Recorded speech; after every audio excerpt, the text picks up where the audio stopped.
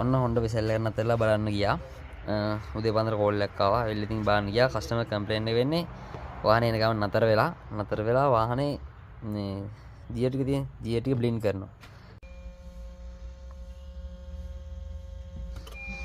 ඉතින් ගිහලා වෙලා ස්කෑනර් එක ගහලා බැලුවා. ඕක තමයි කෝඩ් එක තියෙන්නේ. ඉතින් මේක හොන්ඩා විසල් එකක්. ඉතින් බලනකොට මේක සිලින්ඩරේ සාමාන්‍ය මේ කෝඩ් එක ආවට පස්සේ අපි ලෙඩ බලනෝනේ. බලනකොට සිලින්ඩරේ තමයි අවුල තියෙන්නේ. ඉතින් වාහනේ ස්ටාර්ට් කරලා ගේන්න බැලුවා වාහනේ ස්ටාර්ට් වෙන්නේ නැහැ. ඊට පස්සේ දැන් සිලින්ඩරේ ගලවලා තියෙන්නේ. සිලින්ඩරේට තට්ටුවක් දාලා වාහනේ පාකින් එක මේ නියුල් කරලා අපි ස්ටාර්ට් කරගත්තා. ස්ටාර්ට් කරලා ඩී එකට දාලා ගෙරිතිර වාහනේ අරගෙන ආවා. ඉතින් අරගෙන ඇවිල්ලා ගැලවුවා. ඉතින් ගලවලා බලනකොට සිලින්ඩරේට ලයින් ටික ඔක්කොම එනවා. ඊට පස්සේ සිලින්ඩරේ අවුල ඇති කියලා හිතලා අපි කාර රීකන්ඩිෂන් සිලින්ඩරයක් තිබ්බ තව එකක්. ඉතින් අපේ සිලින්ඩරේ දාලා බැලුවා. දාලා ඉවරලා ඒ බැලුවොත් ලෙඩේ හැමම තමයි. ඉතින් ආයෙත් ස්කෑනර් එකවත් එන්නේ මේ කෝඩ් එකම තමයි.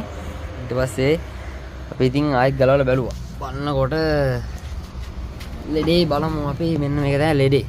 ගියර් බොක්ස් එකේ ෂාෆ්ට් එක ඇතුලේ මේක කැඩලා තියෙනවා. අපිට පේනවද මෙතන?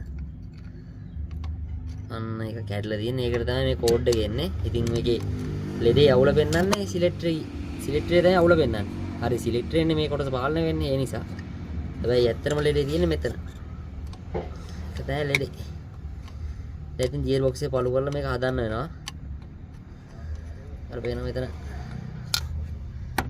ඒක කැඩලා තියෙන්නේ. ඒක තමයි ලෙඩේ.